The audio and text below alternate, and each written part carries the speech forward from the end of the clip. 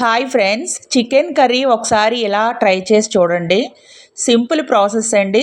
అంతేకాదు అంతే టేస్ట్ ఉంటుంది. ఒకసారి మీరు చేశారనుకోండి, మళ్ళీ మళ్ళీ ఇలాగే చేసుకోవాలి అన్నంత టేస్ట్ ఉంటుంది. ఇది చపాతీకి కానీ రైస్కి కానీ చాలా బాగుంటుంది.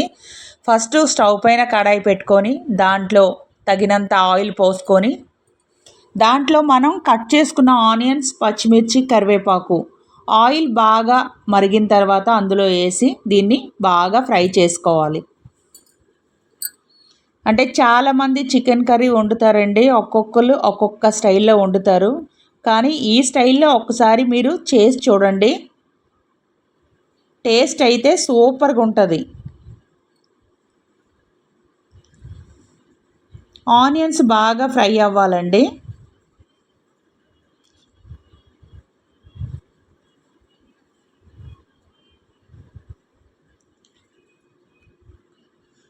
చికెన్ కర్రీ ఎప్పుడు చేసినా సరే సిమ్లో పెట్టుకొని బాగా ఆయిల్లో ఫ్రై చేస్తే టేస్ట్ చాలా బాగుంటుందండి.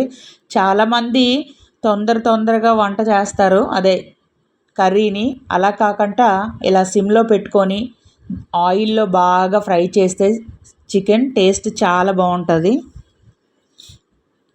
మనం బాగా కడిగి పెట్టుకున్న చికెన్ ఆనియన్స్ వేగిన తర్వాత అందులో ఇలా వేసి ఆయిల్లో బాగా ఫ్రై అవ్వాలి.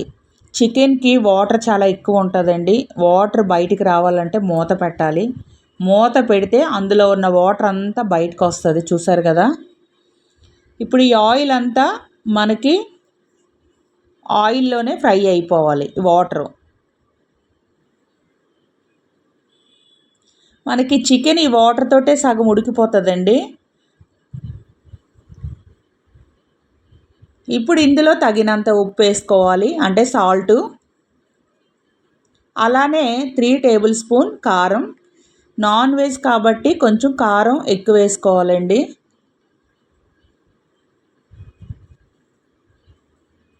అలానే 1 టేబుల్ స్పూన్ పసుపు. పసుపు వేసుకుంటే నాన్ వెజ్ స్మెల్ రాదండి. ఇప్పుడు ఇది బాగా ఆయిల్లో ఫ్రై చేసుకోవాలి.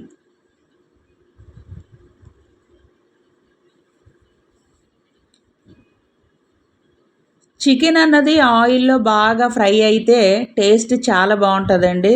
తొందరగా హైలో పెట్టకుండా ఇలా సిమ్లో పెట్టుకుంటూ మనం ఫ్రై చేసుకుంటే లోపల బాగా ఉడుకుతుంది చికెన్.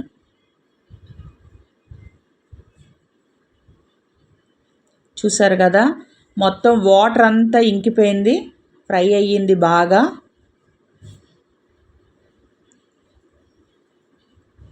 ఆయిల్ పైకి తేలింది కాబట్టి ఇప్పుడు 2 టేబుల్ స్పూన్ అల్లం వెల్లుల్లి పేస్ట్ వేసుకోవాలి.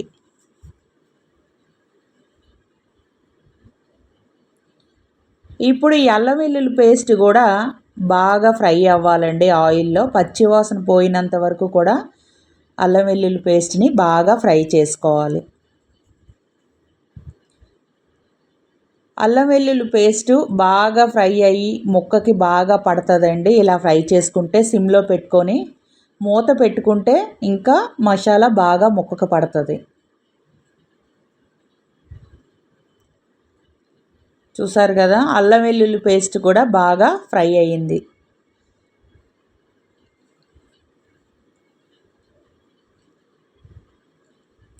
అలానే ఇందులో గరం మసాలా పౌడర్ 1 స్పూను,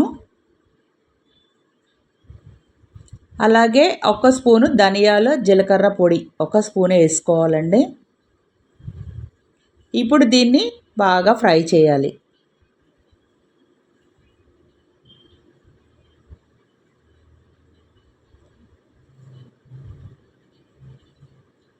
మూత పెట్టుకుంటే చికెన్కి మొత్తం మసాలా బాగా పడుతుందండి.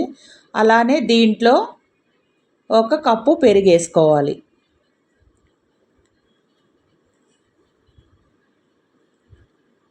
చూసారు కదా, ఇప్పుడు ఈ పెరుగులోనే బాగా మళ్ళీ ఫ్రై చేసుకోవాలి చికెన్. అందరూ చికెన్ చేస్తారండి, ఒక్కసారి ఈ స్టైల్లో చేసి చూడండి. చూసారు కదా, ఆయిల్ పైకి తేలినంత వరకు కూడా దీన్ని బాగా ఫ్రై చేసుకోవాలి. పెరుగు కూడా ముక్కకి బాగా పట్టింది.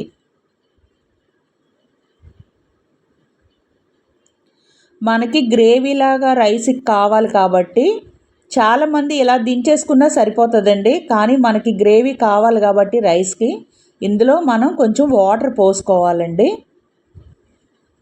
ఇలా స్టవ్ బంద్ చేసినా సరిపోతుంది. కాకపోతే గ్రేవీ కావాలి కాబట్టి కొంచెం వాటర్ పోసుకోవాలి.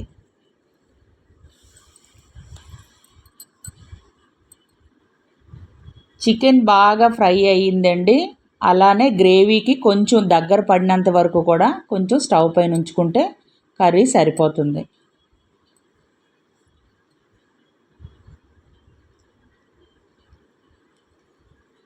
చూసారు కదా, ఆయిల్ పైకి తేలి కారం పైకి తేలిందండి. చికెన్ కర్రీ రెడీ అయింది. ఈ గ్రేవీ ఉంచుకుంటే మనకి రైస్కి కానీ చపాతీకి కానీ మరీ పల్చగా ఉంటే టేస్ట్ బాగోదండి. ఇలా చిక్కగా ఉండేటప్పుడే మనం స్టవ్ బంద్ చేసుకుంటే సరిపోతుంది. చూసారు కదా, మొత్తం అయిపోయింది చికెన్ కర్రీ. ఒకసారి మీరు కూడా ట్రై చేయండి.